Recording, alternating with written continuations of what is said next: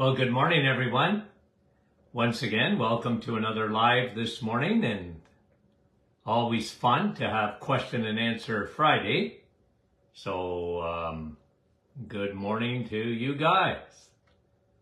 Okay, we'll have a little bit of a roll call this morning. Got a lot of questions to get to. So, Kevin, Oshawa, Rosalinda, Niagara Falls, cold, they say. Yeah, it's cool, isn't it? Jen, Carol, good morning. Brahim, Portland, Oregon. Rosa, good morning.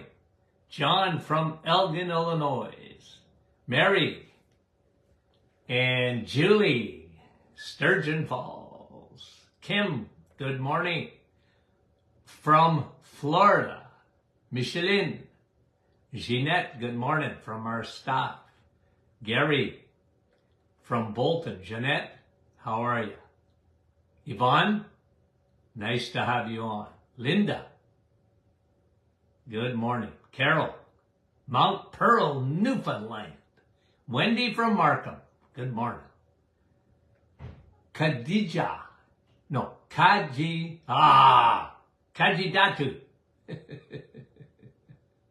Diane, Sandy, Jean, good morning. Beverly, good morning. Milika, Stouffville, Chantal, Ottawa, and Deb from Detroit, Motown, and St. Catharines, good morning. Barbara, Kansas, Yolande, bonjour. Khadija. Now, isn't that better, Khadija, that I don't ruin that so much? Robin from Connecticut. Len and Judy from Edmonton. You guys are great. Susan, Vicky, North Bay. Barbara, Atlanta, Georgia. Deb from Timmins. Veronica, good morning. We appreciate you guys. Susan and Frances Marie having her coffee this morning. Me too. Donna. IT, Unionville, and Martine, bonjour, Nouveau-Brunswick. We appreciate. And Wendy's listening from her car this morning. Kelly, Nova Scotia. Donna, Michelle. Okay. Oh, I want to sing, Michelle. I want to sing. Dawn, I would sing too, Dawn. All these beautiful songs from your first names. Carmen, Dave, Nellie, good morning. Fran from Orangeville. All dear friends, all dear, you guys are unreal. Karen, Abbotsford, British Columbia. Nick from our staff. Marie, good morning. Mary Jane, Connecticut. Okay, Vicky, here we go. Questions. Let's get to them. Doreen wants me to talk about saturated fat. Nothing is bad about saturated fat. I always use the expression, saturated fat is satisfied fat. Saturated fat is in nature. Saturated fat is found in animal products like eggs, meat, cheese has saturated fat. It's satisfied. Butter, saturated fat. How could that be bad for you? So when you hear this stuff about dairy, when you hear this stuff about saturated fat, and avoid it, remember, this is indoctrination, not science. Saturated fat, you need saturated fat. Your body needs it. You need to consume it. Remember, everything that they attribute to saturated fat really comes from sugar and crappy carbohydrates.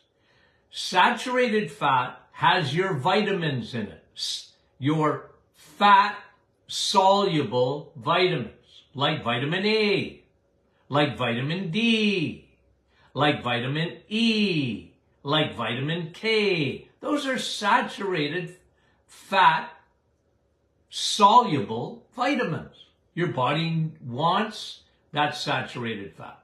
So again, I have to undo bad teaching, guys, because you see, people think saturated fat clogs arteries. You see a clogged artery and they attribute that to saturated fat. Well, you're eating fat. No, that's not how your body works. Saturated fat actually makes your blood vessels more slippery. It helps the Teflon layer of your blood vessels because saturated fat turns to oil in your body. It lubricates your body. What turns to plaque in the body? Not saturated fat, but sugar. Sugar. And we always teach the mechanism. One, what happens in the liver doesn't stay in the liver. The liver will produce triglycerides and actually lower your cholesterol. So you'll have less trucks on the highways. That's one way. The other way, inflammation. Now, inflammation is not Houdini, but inflammation caused by high circulating insulin, caused by chemicals and all these things in our environment, caused by leaky gut, can start at under the endothelial level of your Teflon and start building plaque in the arteries. Don't blame cholesterol or saturated fat. They're not the cause. That has always been untrue. It was never science. It's been pushed by big food and big pharma, and unfortunately, dietitians, nutritionists, doctors, they bought it. And thus, I have to try and undo that with you guys to teach you that that's just not true. It's not true. Satisfied fat is saturated fat. Yep. That's why it's so good for you. Okay? Bad fats, there are bad fats. Those are seed oils or fruit oils. Vegetable oils, excuse me. So when you see canola, safflower, grapeseed, all these are highly industrialized oils. Now you can use avocado oil if you want. I like olive oil. They're good. I like bacon too because it's just like olive oil, except it tastes better. Okay? When you see fat around bacon, do you think that's bad for you? Absolutely it's not bad for you. Okay? Fry up your bacon with your eggs. You're getting good fat. It's actually good for you. Okay? I know that goes against the grain, and make sure you fry them up in butter. Get all the grease. You think that's bad. It's not. It's full of vitamins. It's good for you. Okay, Doreen, you got me going. Lisette, would unflavored gelatin powder be a good source of bone broth powder? Well, they're similar. You see, collagen is a great protein. That's why I love bone broth. Okay? I really love bone broth. I've been talking about it for years and years and years and years because it really is the best protein. Gelatin is similar to that. Has collagen and has L-glutamine. I like bone broth. I love bone broth. Okay? In the morning, it regenerates your gut. Love it. Now, someone was asked a question. I think it was Jose. Let me see if I can get to it. Okay, because I'm going to answer this at the same time.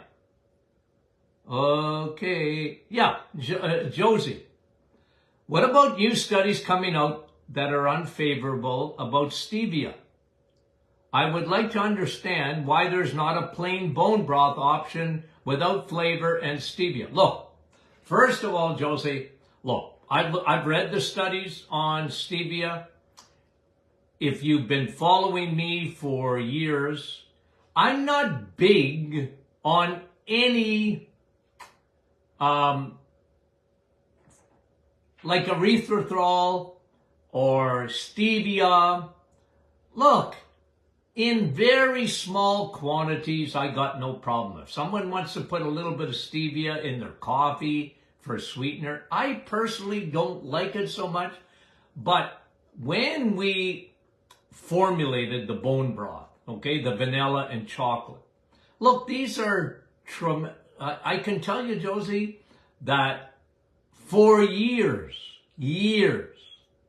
I got great results with those products. They're formulated, there are formulas. We put a little bit of stevia in for taste, okay? Because we want children using it too. Will we come out with one completely unflavored? Maybe.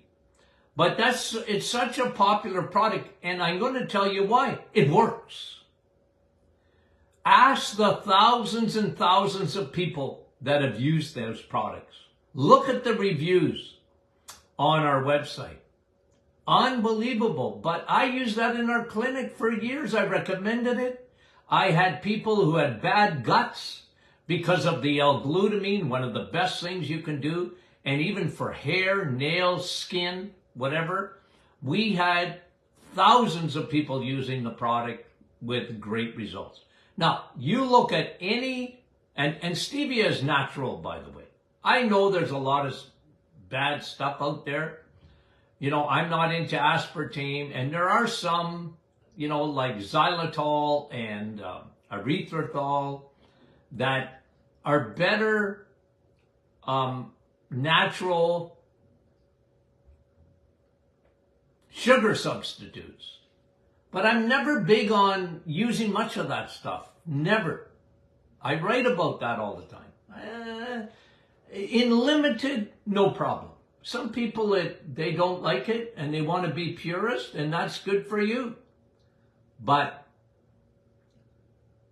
commercially, this is why I used it, because I knew how effective it was. Okay, so thanks for the question too, Josie. And thank you. Okay, let me go up, and I can't even remember. Oh, Lisette. Norma is asking, what causes heart enzymes to be elevated? Well, it could be heart damage. I know when people get a heart attack, that's the thing that they test for, to see if those enzymes are elevated in the blood test, the heart enzymes. That's not good. But damage, infection can elevate heart enzymes. You know, pericarditis, or myocarditis can elevate the heart enzymes. Inflammation of any kind can elevate the heart enzymes. Norma, thanks for the question.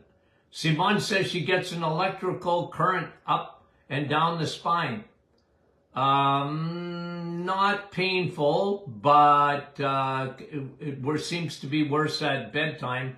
Well, listen, I mean, that can be impingement, nerve impingement, the start of what we call stenosis, where you're getting some pinching in the nerves. And generally, I would tell you to get that checked out. Get it checked out. Doesn't mean it can't be fixed. And anything with nerve too, Simon, and this is just, look, there's a couple, because I always think nerves always come back, in my mind, to one vitamin, that's vitamin B12. If you're low in that, that can be an effect for sure, okay? Check out mechanically, you might have some stenosis or degenerative changes in the spine, and that may be the first symptom of it, without pain. And look at your B12 levels, okay, Simon, thank you. Jordana, just curious about tonsil stones. Well, how do they form? Usually, remember what your tonsils are. Tonsils are the gatekeepers. I always talk about tonsils, and you have to understand, when I was a little boy, everybody and their dog got their tonsils removed. I remember a teacher, I think it might have been grade 7, might have been grade 5, I don't remember exactly, but they put your hand up if you got your tonsils removed. And I looked around in my class, and we were probably about 30 kids, maybe 35, and it seems like everybody put their hand up, and I felt like putting my hand up. I didn't like to be isolated. I didn't have my tonsils removed. And they talked about going to the hospital and getting ice cream. And I said to my dad, "Hey, Dad, how come I don't have my tonsils removed?" He said, "You need them." You got to remember, back in the 1950s and even the 60s, they said tonsils were useless. They were part of evolution. And your body didn't need them anymore, just like your appendix. And you know what? We found out that was pretty stupid. Okay, we found out that was pretty stupid. So, all I'm saying is, tonsils are your gatekeepers. And if you have tonsil stones, usually that's bacteria that's been picked up by those tonsils and haven't got rid of them. Now, one thing I do recommend, so that you don't disrupt your microbiome, gargle with oil of oregano. Put a couple of drops. I like the spray of oil of oregano at the back of my throat. I used to tell my patients with tonsil stones to use oil of oregano, and that really got rid of those tonsil stones. Okay? It's not dangerous per se, but that's the way I recommend it. You know, some people use salt water, but I like oil of oregano better. I'm a big guy on oil of oregano. Okay? Okay, thanks for the question, Jordana.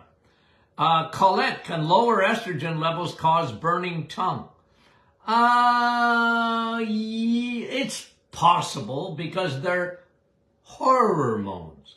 But usually, Colette, what I see when you have a burning mouth, there's a couple of things. One, I always look for the silent acid reflux. A lot of people don't realize that, you know, look, you can get acid reflux, or you can get a postnasal drip coming down from the sinuses and that, draining, or you can get it coming up and you don't even know it because you don't necessarily have any symptoms of acid reflux, but burning in the mouth can do it, okay? That can do it. Now, the other one was, I got to get this right because there's another question. Burning in the tongue, and then there was one, let me just get to it because I might as well answer this at the same time. Oh yeah, Sharon, for 1 year had a horrible metallic taste in my mouth. Well, that's not always heavy metals. It could be mercury, could be lead, could be cadmium. And if that happens, it's because you got yeast. Yeast carries heavy metals throughout your body. So you got to fix the fungus, and that can give you a burning mouth or a bad taste in your mouth.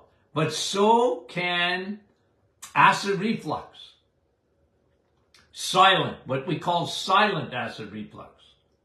Okay, so check that out. Now, it could be heavy metals. Okay, could be heavy metals. And in the mouth, again, just an overarching principle when it comes to your mouth and burning of the tongue and whatever, it could be what I just mentioned, or it can be a lack of or lower levels of B12. B12 is, can be, tongue problems, numbness in the mouth, almost like a perverted taste in the mouth can be a sign of low B12. Now, look at the acid reflux, look at leaky gut because of yeast, and you can chelate those heavy metals out of your body by getting rid of the yeast and using probiotics. Okay? Thank you very much for the question. Okay? Now, let's go back up to the top and keep going here. Colette, thanks for that. Louise, is there any difference between a concussion and seizures? Well, yes, obviously.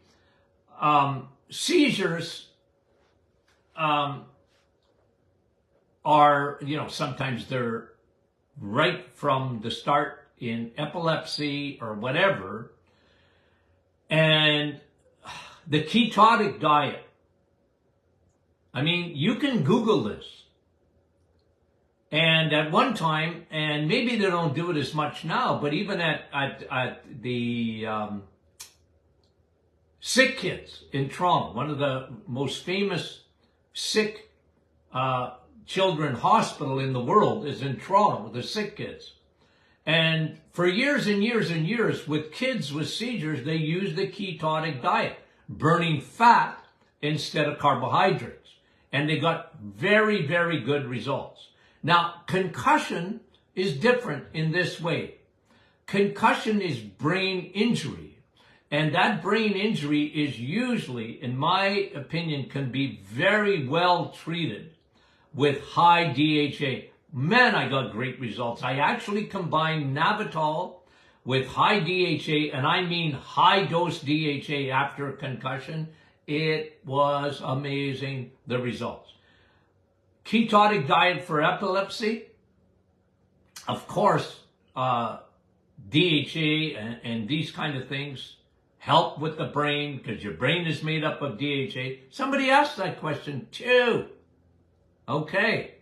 Somebody was asking, let me see if I can answer that question too. Okay, well, let's continue on the brain. Jean is asking about our self-cleaning oven. Jean, I love it. What has a self-cleaning oven? Your brain. When does it work? When you're sleeping. When you're sleeping.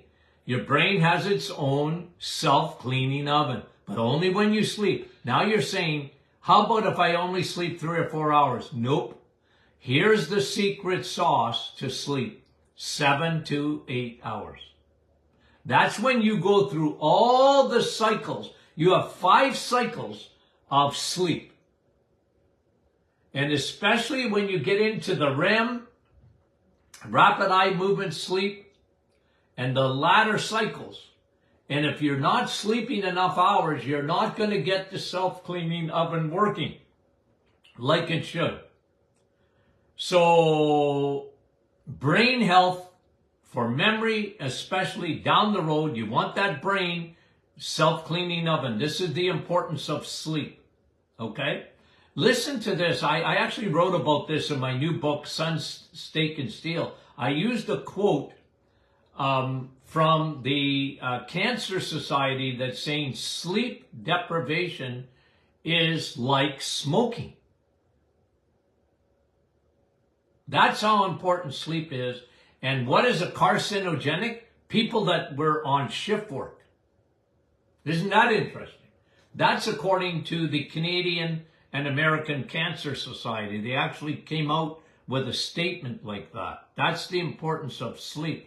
Okay, now, let me just see if there was any other questions on, well, I'll come back to it. Meta, how are you, Meta? Could Dr. Martin comment on blue cheese? I'm not particular fond, personally, of blue cheese, but it's good for you. You're swallowing, when you eat blue cheese, okay? You're swallowing nature's antibiotic, penicillin. And without the side effects. No, blue cheese is actually very good for you. Okay? And if you have mold, that's not going to affect you. It's different. Okay? So you're eating moldy cheese, but it's actually quite good for you. It's full of calcium. It's full of vitamin K2. It's tremendous. I just don't personally like the taste of it so much. okay? I like cheese curds, okay? So good for you. Good question. Thank you very much, Meta. Thea, do probiotics expire? Well, it depends what type. If you're getting dairy-based probiotics, okay, most probiotics are dairy-based, and you better put them in the freezer. Our probiotics are soil-based. Big difference. And that's why you can travel with them. They don't need to be refrigerated. They last forever. They're soil-based. So if they tell you to refrigerate probiotics, then they're dairy-based. Ours are soil-based. This is why we chose these, because they're soil-based. They last and last and last. Plus, because of the high quality of the probiotic and the way we formulate them, they get past your stomach acid, so you're getting a full dose of broad-spectrum probiotics. Thank you for the questions.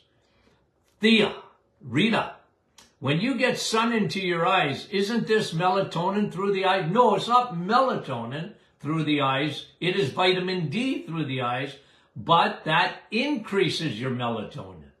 You see, your melatonin, your body makes melatonin. You don't have to take melatonin as a supplement. Your body makes it. But the way it makes it, melatonin is made when you eat well, fat-soluble melatonin. Melatonin is made in the pineal gland, primarily. When you see the sun with your eyeballs, you make melatonin. And melatonin is released when you're in a pitch black room at night when you go to sleep. So your melatonin really goes along with your circadian rhythm. And your body wants to put you to sleep. Melatonin is good for you, but I don't like it particularly as a supplement. Okay, I'm not big on that. I'd rather people not use melatonin because it has what I call a shelf life, meaning that some people, oh yeah, that really helped me sleep, and then it don't work anymore. It's better to get your vitamin D levels better to get in the sun and very, very dark room at night. Okay, thanks for the question. Very, very good questions. Okay, Kim. Should someone take the supplements, Navital, DHA, and limit exposure to the sun if they're showing signs of cataract? Well, look, yeah, cataracts. I mean, you know, you've got to be careful with cataracts, but I'm going to tell you what cataracts are caused by. Two things: insulin,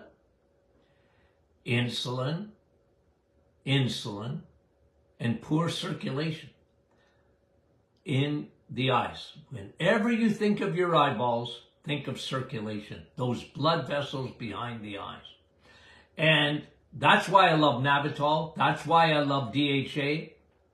And that's why I want you to get off the stinking sugars. Cataracts are, it's aging of the eyeballs, premature aging of the blood supply into the eye, cataracts. And I guess, yeah, you don't want to go directly in the sun. You might have to put sunglasses on because you got cataracts.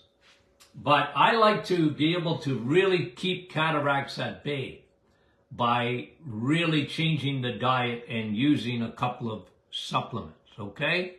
Very, very good. Kim, excuse me, or thank you, Kim.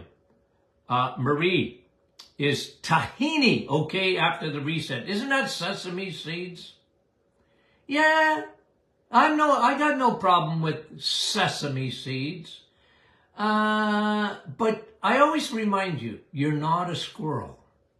You know how squirrels fatten up? Nuts and seeds. The only seed I really like is flax seeds. Why? Because of lignans. It lowers your estrogen, okay? I love the questions. You guys are so smart. It's unbelievable. Okay, let's just make sure I'm not missing anyone here. Carol, I keep seeing some excellent data on beta-glucan. Yeah, listen, I used to actually have a supplement of beta-glucan years ago. Okay? And I like it. It's an extract from barley. It's good. Yeah, I like it. I like it. Some people use it for fiber or a prebiotic. Yeah, I like steak. Better than beta-glucan. Okay? It's an antioxidant. It's good for you. I got no problem with it. I used to have it. Okay? And immune support. Vitamin D is much better. So is vitamin A. Okay? Choline. Okay, question for Friday. According to Dr. Martin's teaching, our brains are made up of 60% cholesterol. No, 60% DHA. Okay? And cholesterol. Okay? So in your opinion, are there studies that reflect statin drugs that cause cognitive decline? You better believe there is. You better believe there's studies that statin drugs, cholesterol-lowering medications, statin drugs, Lipitor, #1 in terms of revenue all time. The Wayne Gretzky of drugs. It made more money than all other drugs, Lipitor, statin drugs, based, in my opinion, on faulty science. Why do you want to have low cholesterol? I just don't understand it. Why would you want to have low cholesterol?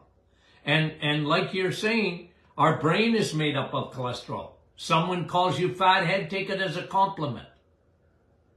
You want to be called fathead. Someone else said to me, well, you want to be like Archie Bunker and being called meathead too. I like that. Okay? Colleen's a good question. It's like saturated fat. Why do you want to eliminate it? And statin drugs, the problem is, if you want to die young, in my opinion, lower cholesterol. You're lowering your immune system. You're lowering your hormones. You're lowering your brain capacity. You're lowering all the... Look, fat and cholesterol is not the problem. There are, like I said, bad fats. Those are things, those oils like canola oil and what they cook in fast foods and what they cook their fries in and their meat in and what they cook or what's in the middle aisle of your grocery stores. Now that's bad fat. That's hydrogenated oil. It's meant for your car. It's fully synthetic. It ain't natural. Okay. Thanks for the question, Colleen. Okay, Josie, I answered her. I answered Sharon's question. Linda, are you the Linda? Listen, Linda, listen. Okay, now, Linda, what should I do about low blood pressure? Well, first of all, why do you have low blood pressure? Okay. Now, it's better to have low than high, to the extent.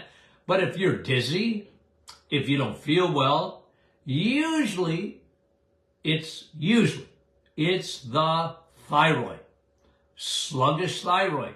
The thyroid is your basic metabolic rate. Your thyroid is your gas pedal in your car. Your thyroid, when it's not working properly, will lower your function of everything. You're not going to be able to get energy like you should. Everything slows down, can be even in the bowel, and blood pressure. The other thing I find with low blood pressure sometimes is anemia. Now that can actually give you high blood pressure too. But anemia, I always look for blood B12. I always look in blood pressure for vitamin D. I look at these things because they have an effect. They may be low. Low B12 can give you low blood pressure. And if you have a fatty liver and your thyroid's not working properly because of the fatty liver, that can lower your blood pressure. Some people get high, some people get low. Okay. Thanks, Linda. Lillian, if a woman is 118 pounds, should she be taking the same dosage of Dr. Martin's supplements, let's say of a 200-pound man? Well, that depends. Look, the bigger you are, the more vitamin D you need. Okay? That's vitamin D. Okay? The bigger you are. The smaller you are, the less you need. Okay? That's vitamin D. But really, not for anything else. Like, it depends. Like, you can, follow the dosage on the bottle unless you're using it for therapeutic doses. Like DHA, for example, look, we put more DHA than any other supplement that you will find on the marketplace. That I guarantee you. It is unreal. But it's because we're in love with DHA and the benefits of DHA. So all I would say to you, Lillian, is if you're worried about your brain, don't worry about whether it's, I'm talking about a 200-pound man or whatever. That has nothing to do with that. DHA is therapeutic. So even one capsule, you're going to get more than 10 normal capsules in a store. But for me, here's what I do every day, because I am really, really, really concerned about my brain and my memory, and I'm getting older. So I take 4 supplements a day of DHA. I take a very high dose, guys. Okay? And I just found tremendous benefits by doing that. But you'll get good benefits by 1, 2, 3 capsules or whatever. But if you're not sure how much to take, ask us. Ask us. Because that's why we have our staff. That's why we invite people to ask us questions. Because, look, we don't have our practice set up like we used to. And I was in practice for 46 years. And I can tell you, exactly what to do. But when we can still give you some ideas based on your individuality and your symptoms and what's going on. Thank you for the very important question. Chantal's asking, what protocol would you recommend for spinocerebellar ataxia, which is a nervous, it's usually genetic. You've got what we call a motor neuron problem, and no fun. I would go after the brain. It would be, my protocol would include high DHA, B12, vitamin D, leaky gut, leaky brain. So I'd be on probiotics. Navitol crosses the blood-brain barrier. I would do all of the above, Chantal. Okay, one more question. And I think we're at the end. Oh, I already answered that question about Jen asking about the self-cleaning oven and sleeping. Isn't that real good questions, guys? Real good questions. Thank you so much for those questions today. Okay. Did you have fun? I did. Guys, we appreciate you big time. Okay?